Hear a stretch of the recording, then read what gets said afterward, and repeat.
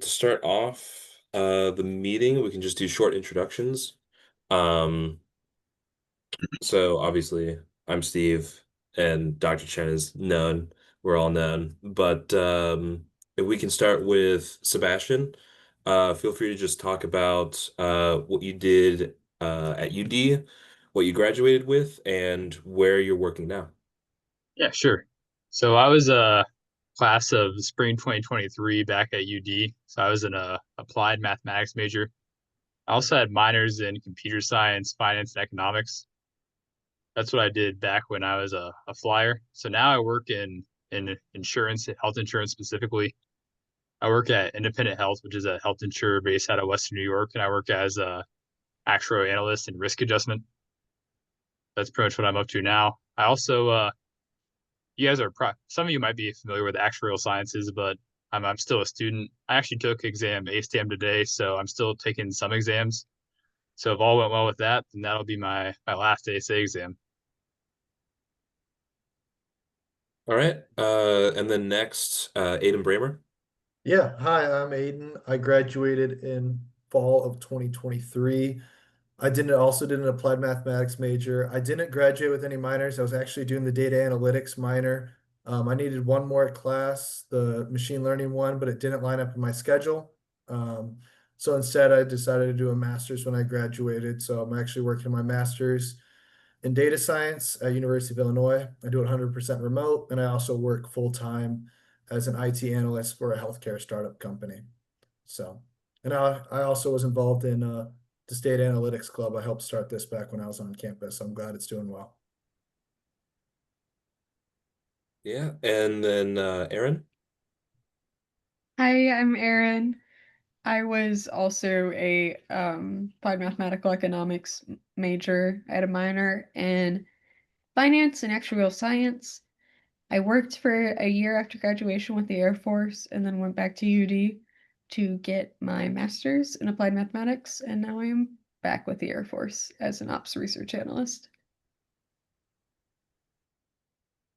And finally, Peyton. I'm Payton Reaver. I was a pure math for undergrad at UD with a minor in economics. Uh, Same job as Aaron, ops research analyst for the Air Force. I just work at a different base. Um, and then I went back to Dayton to get my master's in applied math. And once again, I'm back now working full time as an ops research analyst. Great.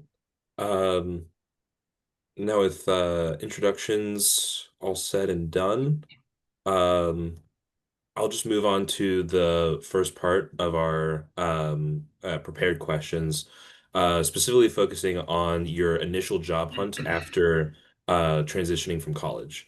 So going in the same direction as introductions. Sebastian, if you could tell me about, well, tell us about how you approached your first job search after you graduated.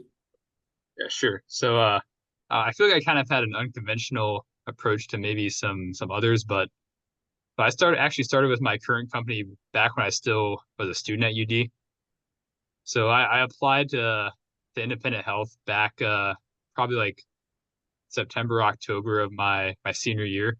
So I worked with them as an intern during my final semester at UD. I worked with them from about January to April. And then I ended up joining their team full time, and I've been with them ever since. Great. Um, and then Aidan Bramer. Yeah, so mine was also very unconventional, probably more unconventional than even Baz's. I first, when I graduated, I had an internship at GE Aerospace. I originally wanted to go back there in data science, but they told me I needed at least a master's or a PhD to come back.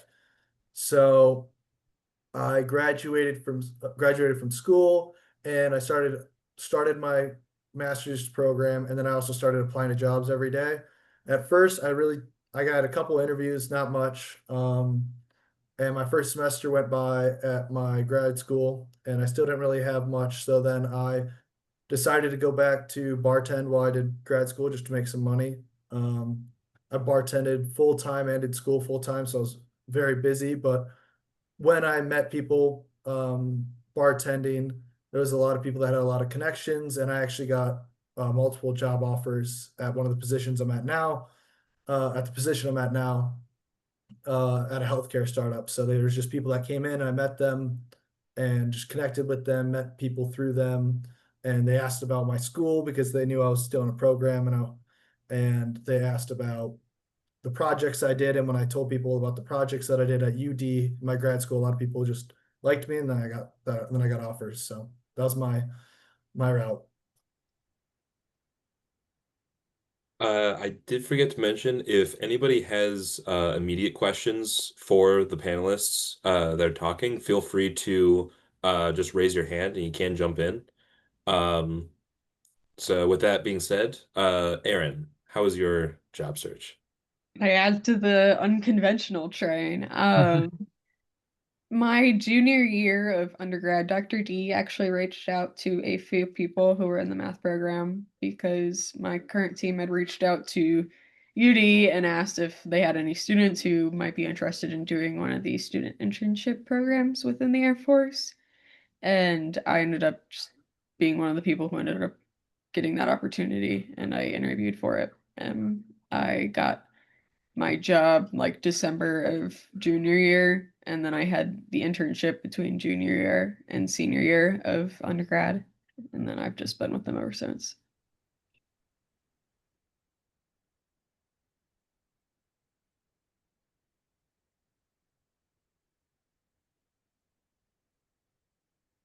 Oh, I guess I can answer out loud. It was the PCIP internship, the premier college internship program. All right, and then Peyton. Yeah, I actually didn't have any internships coming out of college. So I just applied to everything from, my formal training was math, and then I did take a lot of data analytics courses. So I had, I guess, two regions of interest in mind. But if the job posting had the word data or math in it, I applied to it. And it was that level of, I guess, low fidelity interest that what got me my job, because I just applied to everything, and I ended up finding the PAC program. It's PAQ, PAC program with the Air Force. And I sent in my application, and about 2 hours later, I got an email back saying, "Hey, do you want to work in Arizona?" And I said yes, and I interviewed for it, and I ended up getting the job. So my job search was just applying to everything.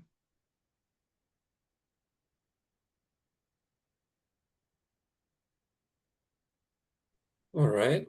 Um, then um, moving on to just asking what the most challenging part of the transition was, especially with all four of you having unconventional job searches or experiences finding higher education. Sebastian, what would be a highlight or otherwise? I guess the most challenging thing for me, compared to my time at UD versus my time in the workforce here, I would say it's I guess the free time you would say.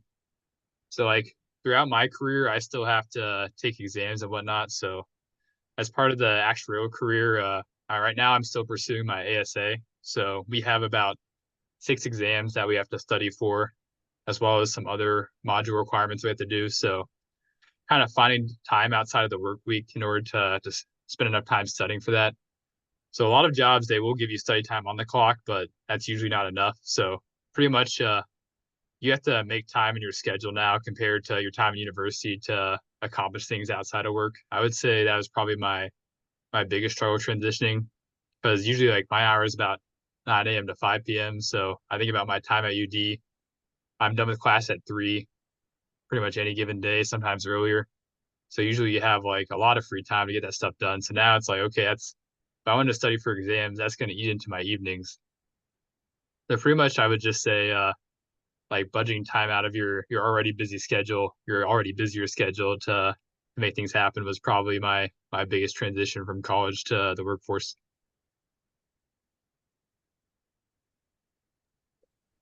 And Aidan, what are your experiences?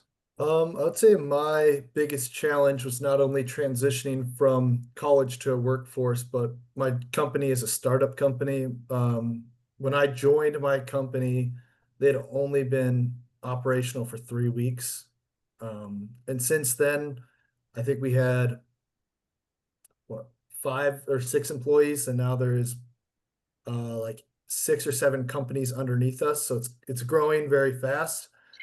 And the challenge with that is I never really know. There's not like a set thing for my role. I have to learn something new just about every couple days, and I get thrown on a project that I have no experience on. And there's not always someone I can ask for help, and there's not a very structure. So I'd say that's the hard part is you go to school and you know you have this class and you have this syllabus that you're following. And for me, at least, my experience is I wake up in the morning and I don't know if it's going to be a 6 hour day or a 12 hour day or what even if I'm going to be putting on a software engineer cap today or a data analyst cap or something else entirely. So I would say is my transition. All right, and yeah, Erin.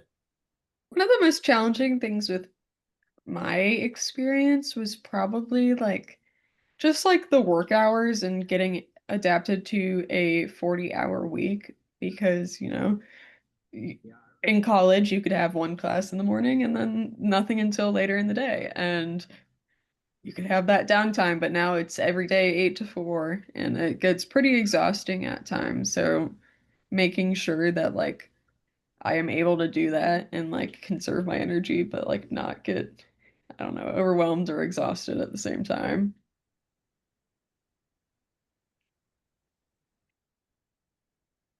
And Peyton.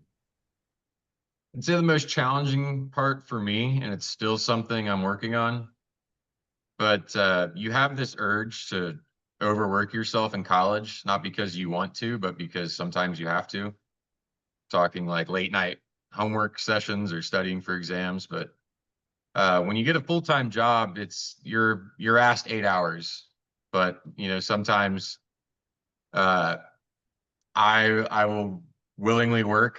Like I'll bring it home and I'll still work because with coding, most of the time you can work off the clock, like at home and stuff, but you don't have to do that. And 99% of employers will tell you not to do that. But you just have this mindset of I have to be working always. I have to be working on something always. But the reality is you really don't. Outside of Sebastian, he has exams that for his career he has to take. But um, anyone else, like if they have an analyst job or engineering job, coding job, I don't know. For me, it's hard to stop working. But you don't have to really do that to yourself. But like I said, it's still something I'm working on.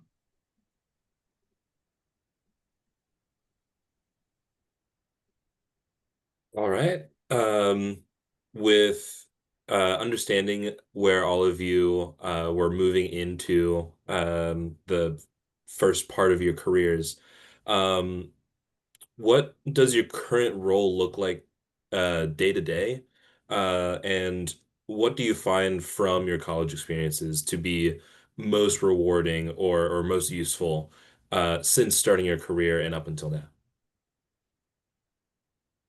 Yeah. So my role day to day kind of depends on, I guess, like where in the month we are. So like my role is in a risk adjustment. Honestly, I didn't know what that was until I started my role in health insurance. Not super important, I guess, for this question, but so like in the beginning of the month, for example, my job will pretty much be regular like beginning of the month reporting. So I'll have some jobs that I've already coded beforehand. I'll run those and I'll say, okay, here's what we're looking like this month. And then other times, I'll be doing some other ad hoc work that my director or my boss want me to do. But I guess pretty much for all of this, like I don't use like necessarily like super complex mathematics in my day-to-day work. Like I don't have to prove the squeeze theorem or I'm not doing like a full like logistic regression like analysis problem in my day-to-day work. But one thing I did take away from my time as a math major was critical thinking skills, my ability to problem solve. So I think yeah, mathematics is very rigorous in that context, and I think that applies to pretty much anything you can do in life, especially in a data analytics role, which I do find myself in quite often. So I would say just the ability to critically think and solve problems was something I took away from my time as a math major at UD for sure.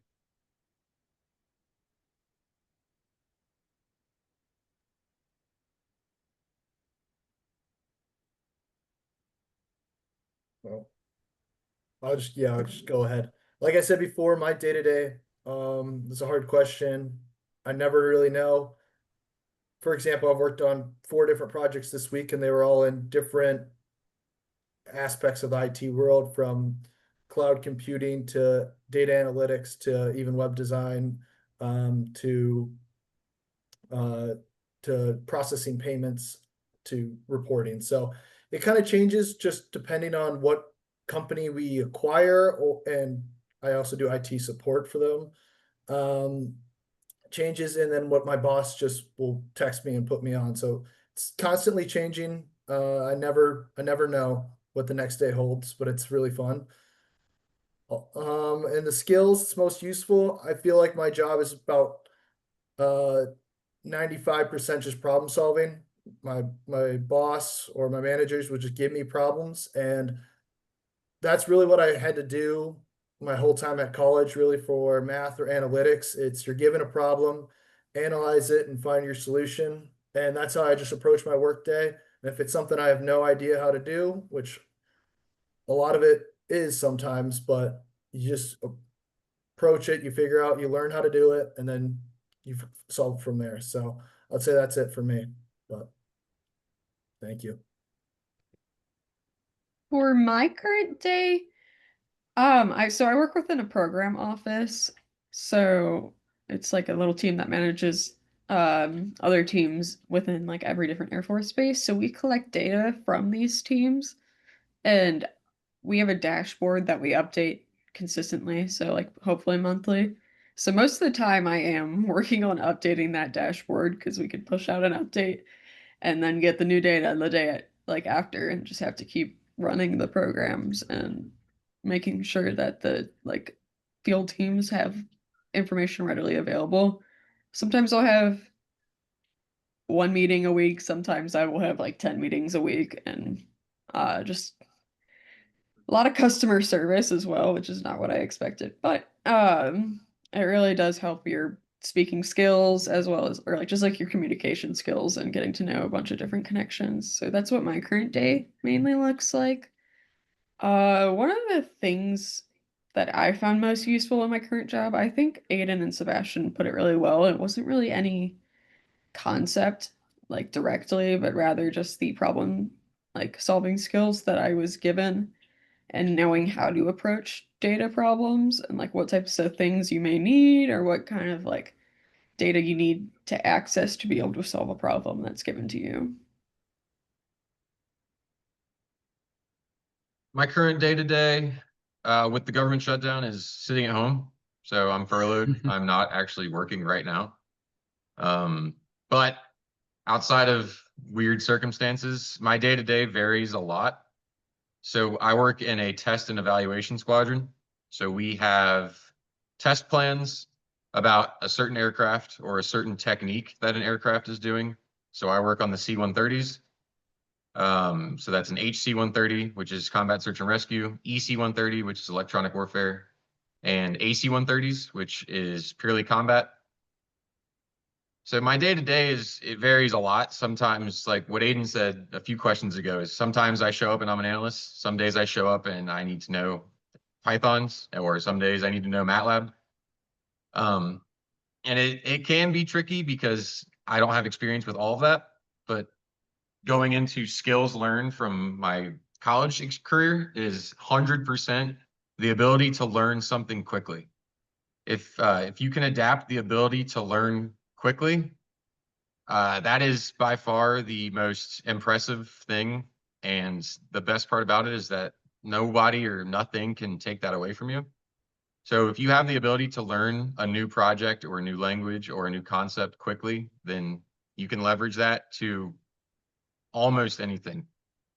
So I think you get that a lot, especially working in something like math or statistics or data analytics, is you just develop the experience to where you're given a problem you don't know how to solve, but you are the person that can figure out how to solve it. And that is the best skill that I was able to learn from undergrad.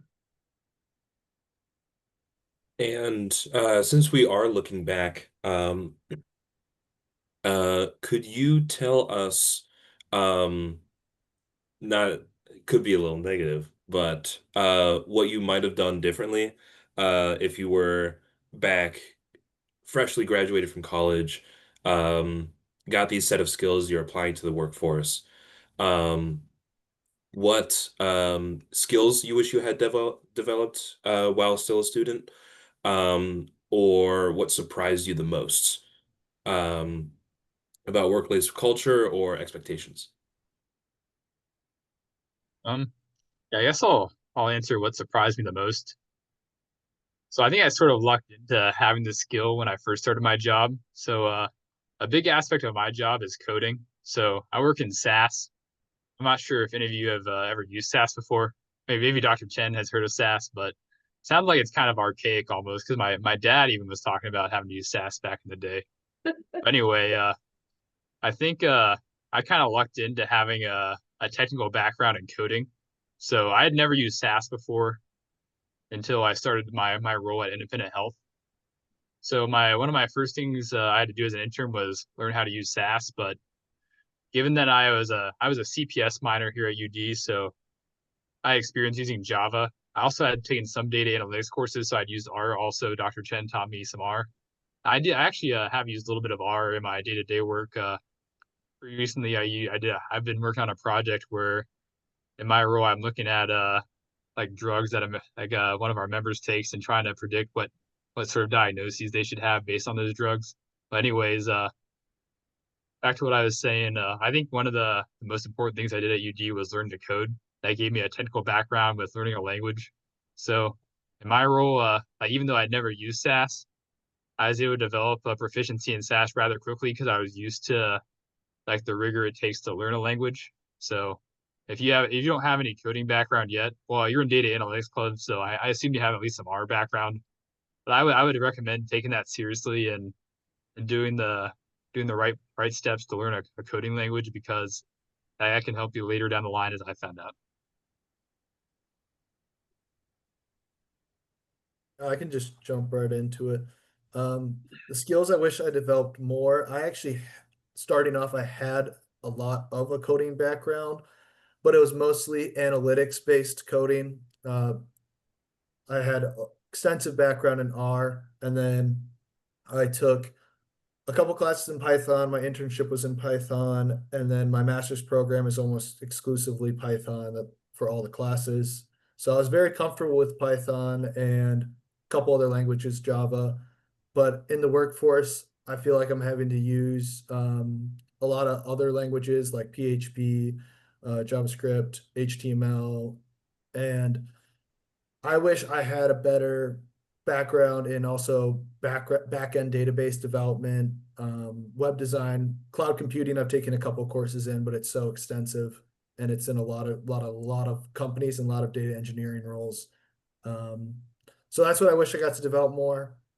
Cloud computing, anything, any back end development, servers, everything like that. That's about it. And then if I could touch on workplace culture, I work remote, so I haven't really felt the workplace culture too much. It's a lot of grind and a little bit of culture. So maybe some other people can touch on that more. But that's all I got. Erin. Yeah. I was actually thinking about answering that question with like what surprised me most about the workplace culture and expectations. And going off of what Aidan said, I used to be able to work 1 day remote, but now we've been in the office every day. And comparing those, it really surprises me how little work you actually get done when you're in the office, because I feel like people are always talking. And like, like it's a lot more lax than I would have expected because even at home, if you're teleworking, you're like, all right, I gotta like stay online for 8 hours and like make make my green dot and make everyone think I'm doing stuff all day, like actively doing it. But at work, you could just be standing up talking to your coworker for like 2 hours, and like I will actively watch my boss do that, and it is something that I did not expect. But basically to go along that line, like it's a lot more relaxed than I expected. And personally, I know Sebastian is unlucky in this aspect, but there's a big lack of outside work. I'm really used to taking my work home with me and pulling long nights and like doing work for days, but once I'm done for the day, I'm done. And it's been really nice, but I did not expect it whatsoever. Looking back, if I could do something differently to prepare, I probably would have tried a lot harder to get an internship. It is a lot easier to get a job when your foot is in the door. I guess in some cases, like Aidan's, sometimes you're walled by a master's degree, which is honestly crazy. Um, but I'd say for the better part of the workforce, if you could land an internship, that's like 75, 80% of the job done. Most of the time, I feel like you just have to finish your degree. And if there's open positions, you would probably be one of the first to get it because you had that prior experience. What surprised me is that 99.99% of the time, if there's like a problem at work, unless it's like life or death, it's just not that serious. It really there could be stressors, there could be long pushes of work that you have to get done, and maybe sometimes you don't get everything done that you're supposed to. It's no like nobody cares. I want to say nobody cares, but I mean it really isn't that deep. In college, it's like, oh, I failed an exam, and it's like the entire world is going to end.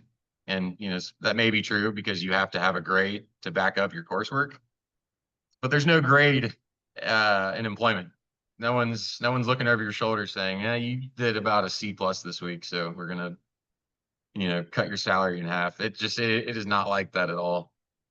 Um, which is a big adjustment because I mean you're in college and I mean you're very tunnel visioned on getting an A. It's just not like that though once you get employment. Everything is very, very relaxed.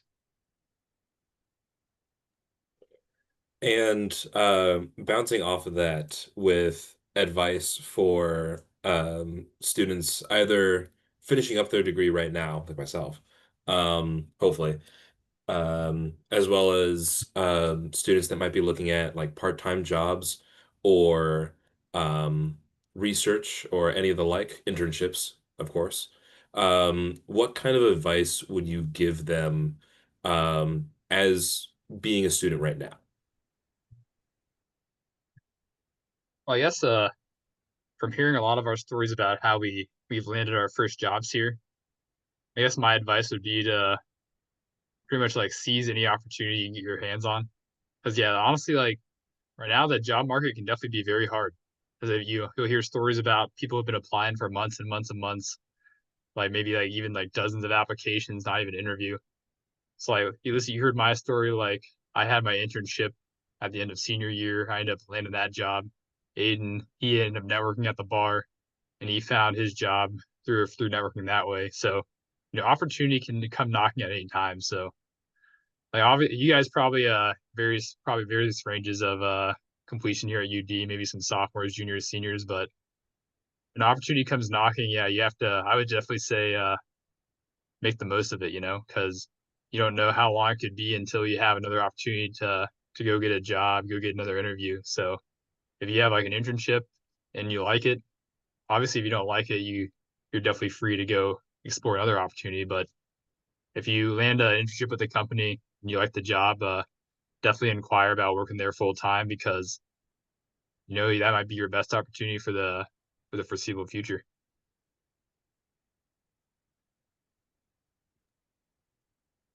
I would say my advice would be twofold. First, on your own time, if you have any time, a lot of students don't have a lot of time. Try to learn, if you know R or something like that, try to learn either Python or SQL 2 or something like that. Just the basics, enough to have it on your resume, answer some questions, and kind of have just the beginner's guide to them. Because if you understand the basics of and having more skills underneath your belt, then when you go into that job interview and you say, at least you know the basics of something, then they're more likely to think that, oh, this person, oh, they can learn it. They already know the basics. They can get a deeper understanding. Yeah, SQL.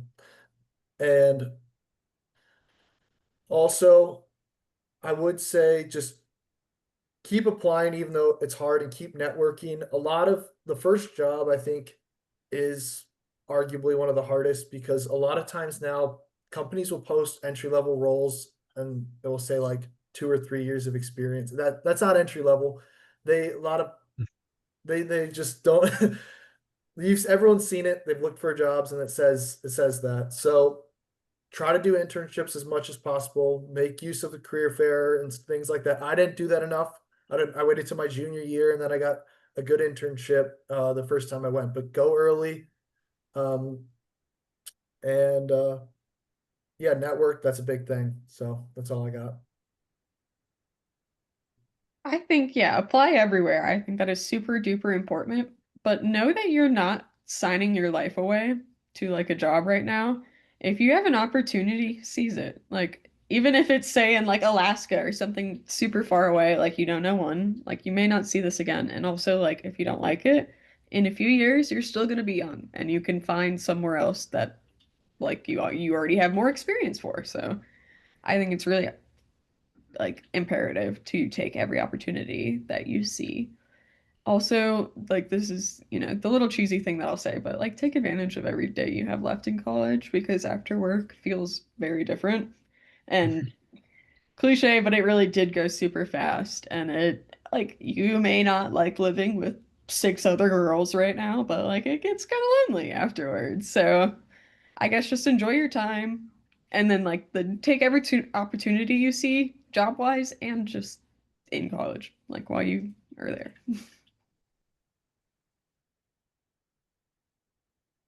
Uh, the question's on the page. I'm gonna answer it just because I like my answer to it. But the tips for building a strong resume or a portfolio. If you have a friend that has an internship or is very professionally inclined, ask for their resume format.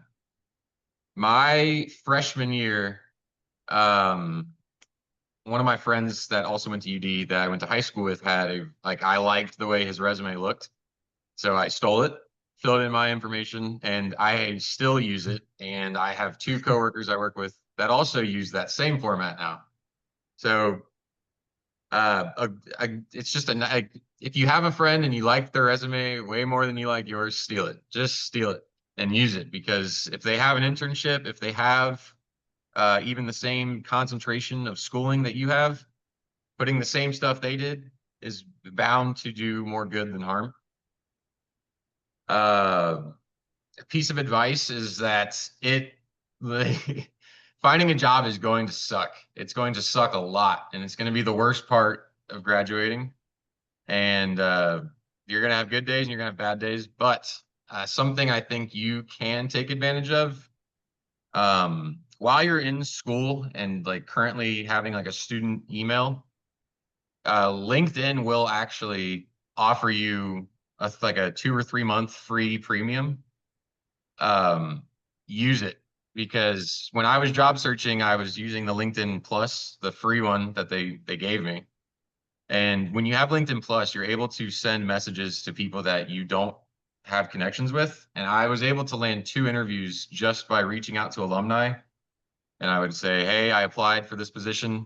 Could you help me out? And it actually worked twice. Obviously, I didn't get those jobs, so whatever. But one was in insurance and one was in banking. But I mean, it's just little things like that that really can go a long way. So if LinkedIn is messaging you and blowing up your phone about this free premium that they have, absolutely take it and use it, because do not pay, is like $55 a month or something. It's ridiculous. I don't know, but that's just something that worked for me. it's enough to go to the same undergrad. Like it's not the same as just cold calling and sending someone a message saying, "Hey, get me a job, please." When you have that connection of being a UD alum, it really does work. So I would use that. All right. Some wonderful piece of information so far. With the end of the prepared questions, we'll move into just general Q&A from our students. So if anybody has a question that they'd like to ask either all four of our panelists or someone in particular, just feel free to unmute and ask. I've got two questions for anyone. Um, so the first one I have, it's more of a more general question. So like, how would you describe like the kind of projects you work on and like typical timelines and structures? Like more specifically, maybe like, do you work on projects that are maybe like a day long, week long, month, year, 5 year, 10 year, like how long are the projects typically? And like what kind of are they, like open-ended, like you get to pick what you do, like, or are they very directed? Something along those lines, and that could be for anyone. You could probably go in the same order that seems to be working. Yeah, I can answer that. Yes. So usually like on a monthly basis, I work with my boss on something called an accrual. So pretty much in a risk adjustment, I guess I'll give you I'll try to give you a brief overview of the program. So pretty much it was a program implemented by the government for the Affordable Care Act. So pretty much now and health insurers will not deny anyone coverage. So the point of risk adjustment is health insurance plans that have less healthy members will pay into their risk pool, and that means health insurance plans with or actually that's the other way around rather. Health insurance plans with healthier members will pay into the risk pool. So health insurance plans with less healthy members will receive money from that risk pool as a sort of subsidy. So pretty much one of my monthly functions is to send something to accounting that estimates whether we will pay or receive into that risk pool during any given year for the ACA. So that's one of my monthly projects. We work on an accrual for accounting. And then another thing I'll do is when I'm not working on that, we'll pretty much work on optimizing risk scores. So risk scores is sort of how CMS determines how healthy or unhealthy the members in a health insurance plan are. So like, for example, one of the projects I was talking about earlier, I'm trying to sort of predict what sort of diagnosis codes that a member might have based on the drugs they are taking. So if we're missing any diagnoses that a provider, like a doctor, might have missed, we can review their medical files and get those diagnoses assigned and boost our members' risk scores for diagnoses they should have been assigned. So a lot of my month-to-month work revolves around projecting the risk score that members will have, so we can say if we're going to pay or receive into the risk pool during the end of the year, and also optimizing the risk scores that our members have.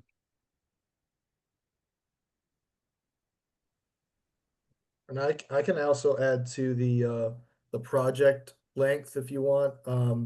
I I personally have projects that are sometimes 24 hours, 48 hours. I have a project that I think it's a year and a half or 2 years. We have to build an app, but we really haven't worked on it too much yet. But for me it varies a lot, and a lot of it is free form. I work a lot with the CTO, and it's more of getting direction from leadership, building something, and then having leadership and doctors come in and tweaking it. So, I mean, for example, I never really worked much with chatbots, but we were getting too many customers on our site. So I got a text from my boss that me and someone else on my team they wanted a chatbot on our site within like 72 hours. So it's stuff like that for me it's some short timelines, some month long, and they don't necessarily care, at least my company, how it's done. It's more of they'll tweak the results. So it's a lot more free form than anything else I've done. Peyton and Aaron, if you have anything to add. To keep it brief, my program basically works with like taking people who are injured either mentally or physically, like within the active duty Air Force, and getting them back in the field. So like I said, monthly we have processes with all the data that we receive from the field that we are updating, and that was already set in stone, and I just do the process that was given to me.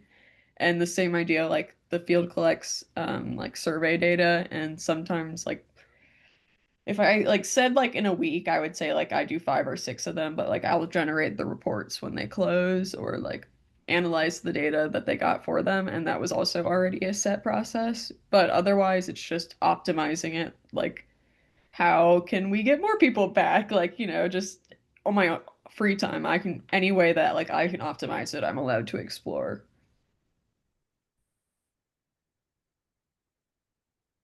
The question was about projects we work on, right? Something like that. What was it again? It was like what, how long are your projects, and are they typically open-ended or directed? All right. Yeah. So, for me, the projects I work on are typically they revolve around the tests that we're doing. So, just recently we did an EC-130 test. So that's the electronic warfare aircraft, and my job was data capture during the test, and it is very open-ended. Once you understand the goal you have to accomplish, I kind of have all the resources at my disposal just to get the job done. So I'm very big on doing the least amount of work as possible, not because I'm lazy, but because I try to automate everything. So believe it or not, right now, like the Air Force I work in, they still have pen and paper writing down what they see. I hate that. So I try to use technology at as best as I can. So the project I worked on just recently was a spectrum analyzer. So a spectrum analyzer reads radio frequencies, and it shows you what the frequency captured was. And so I created a Python script that would automatically store that data into a CSV. So when it came time to actually execute this test, I would just start my Python script, and then I just sat and watched it and made sure it didn't break, which was awesome because not only did we get a lot more data, but I didn't have to do anything that was tedious or boring. So it's just it's fun, very open-ended. All right. Does anybody else have questions? I know Lucas, you had a second one, but I want to give a chance to anyone else. Yeah, I had a question. So this goes for anyone, and obviously not everyone has to answer. But we're scheduling our classes for next semester here in a couple weeks. So with regard to computer science, math, and or data analytics, what classes were your guys' favorite, or which ones helped guide you the most? Take the data analytics classes. They're all amazing and they're all super helpful for your career. Yeah, I'm trying to remember what the name of the class was. I took it in CPS. It was like I think it was like data structures and algorithms, something like that. But I that was the one where I learned SQL. And there was also another one right before that where I pretty much just learned how like stacks, queues worked and all that stuff. I think I had to take a couple intro level CPS classes before I could take that one, but learning those I would say definitely helped me be able to adapt and learn SAS on the fly when I had to for my internship. So those are pretty good classes.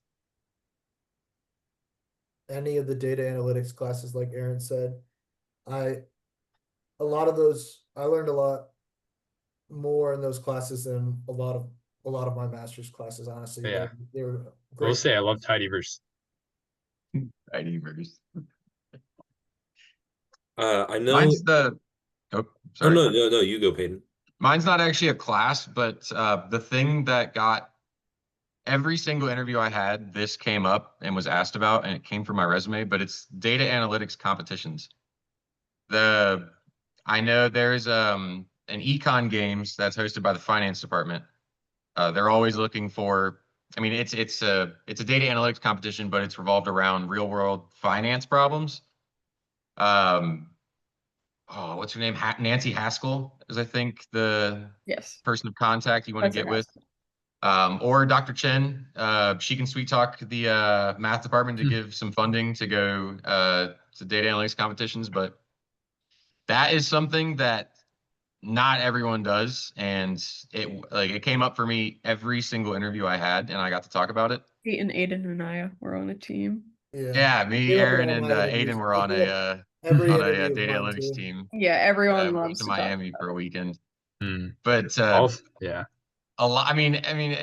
Anyone applying for data jobs, they're all going to have a machine learning course. They're all going to have a regression course. They're all going to have these stats courses. But what really makes you stand out is if you have these competitions, because it's not only real world data and you're solving real world problems, but like there's also networking you can get. You also meet a ton of other people, like other students that are in your exact same space. They're all data people. Um, but yeah, I mean, if you're in this club, then you obviously like data. So go out and find a way to get involved with something like that. I can guarantee you that that will make you stand out tenfold than taking, the right courses. Yeah, I'll also Awesome say for answers. one of Thank you. my SOA modules, like yeah, tidyverse dplyr, I had to use that. I used that for probably like 3 days straight, 10 hours a day writing my paper for one of my SOA requirements. So, if you do go down the actuarial route, it's gonna come back for you. Yeah. All right. So Then actually, yep. we are trying to have a competition here at the UD, so we don't have to travel. Oh, nice. Yeah, if you travel with Chen, she'll make you drive, by the way. Yeah, you Yeah. want Peyton to drive again, or because because Daxity didn't allow me to drive. That's funny. Yeah. Well, since we're coming up, it just hit 8:20. Um, Lucas, what was your second question? We can end on that. Sounds good. Yeah, so this one is more directed to Peyton and Aaron, given that you work in a government situation, but it could apply to Aiden and Sebastian too. So Peyton, you specifically mentioned using Python, and Aiden and Sebastian, you mentioned using R, but those are open source things with where you have to download external packages. What has your experience been with on especially government or even company computers with working with open source things that might require you downloading external packages that might not be approved under approval lists like a typical software might be because there's thousands of packages for just Python. Anyways, yeah. I have a lot of experience with this. So a really cool part about working with the government is that you have access to classified work. And you make a great point about downloading packages. That is absolutely not allowed for projects that are classified.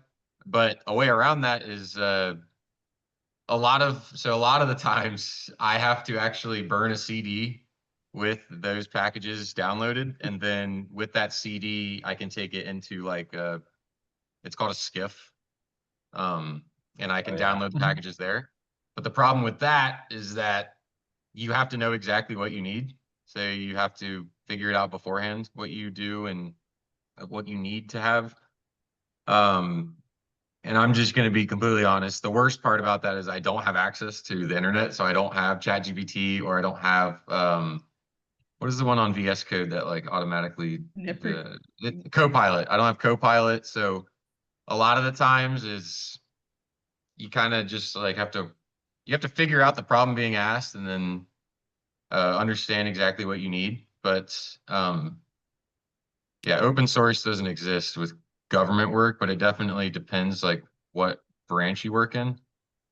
But Yeah, most of the time it's not too big of a deal because you do have resources to get what you need where you need it.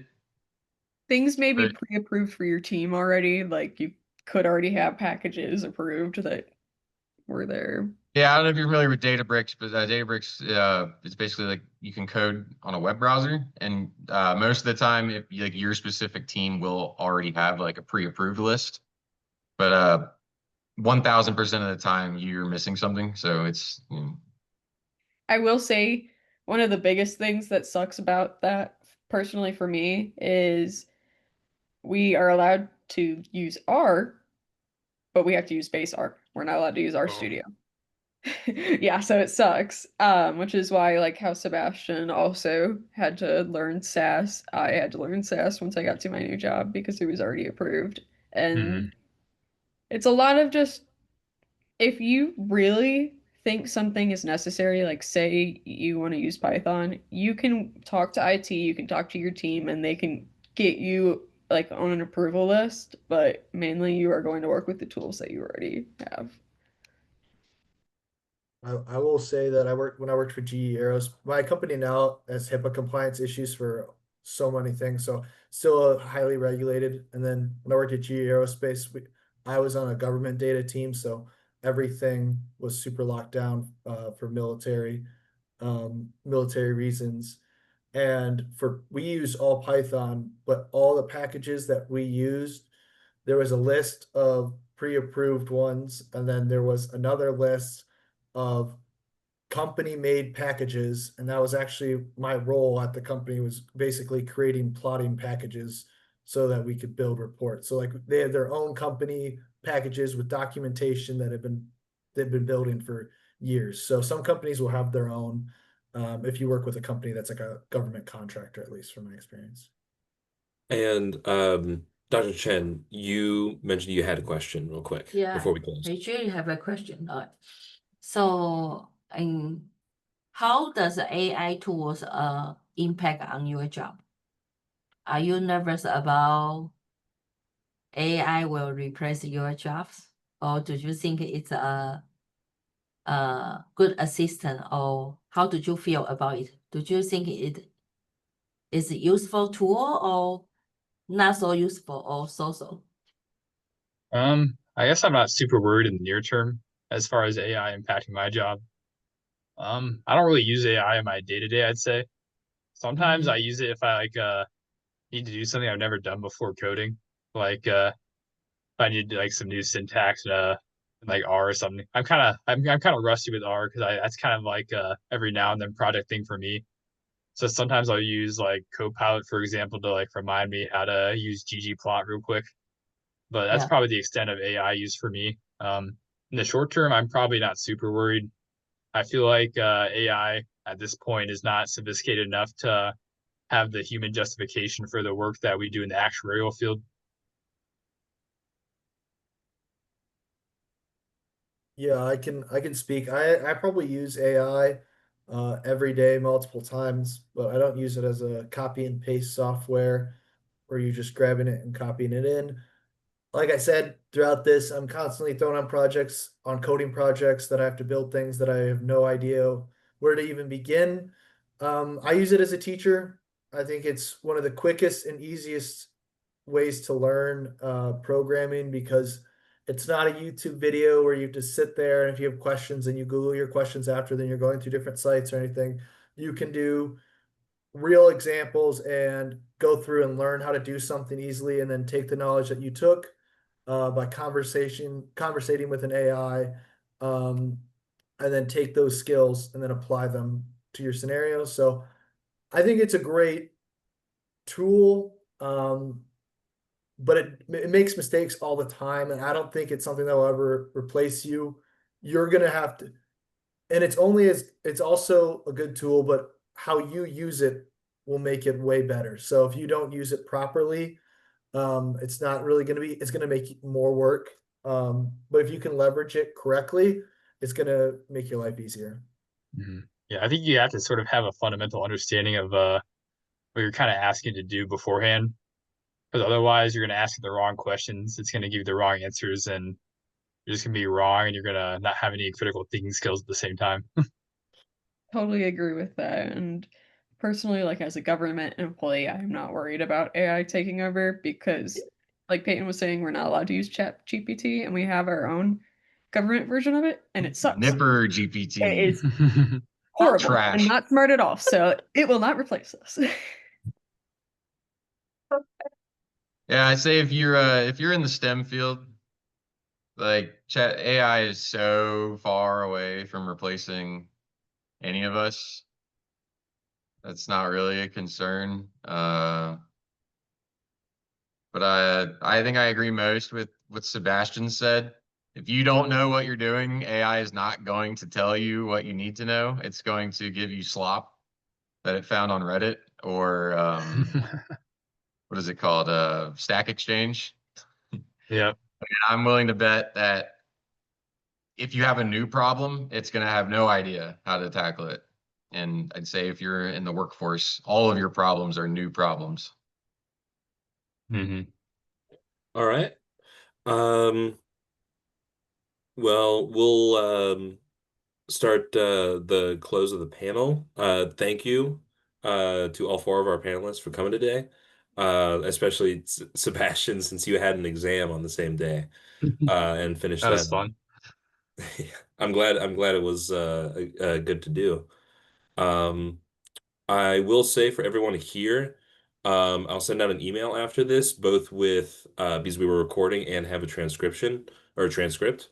Um, I can send that out based off request or like if anybody wants to look things over, as well as the if you want to connect with any four of our panelists, if you four want to send your like LinkedIn into the chat real quick, or I can include it in the later email, I can. Um, Otherwise, if there's anything you want to talk with our four panelists in like the 1 minute, you can. Otherwise, I hope to see you during our next meeting in November. We're planning things out, but it's going to be a industry panel with people who've been working in the data analytics or just a bunch of different fields, especially finance and all that. And I'll send more information about that in the coming weeks.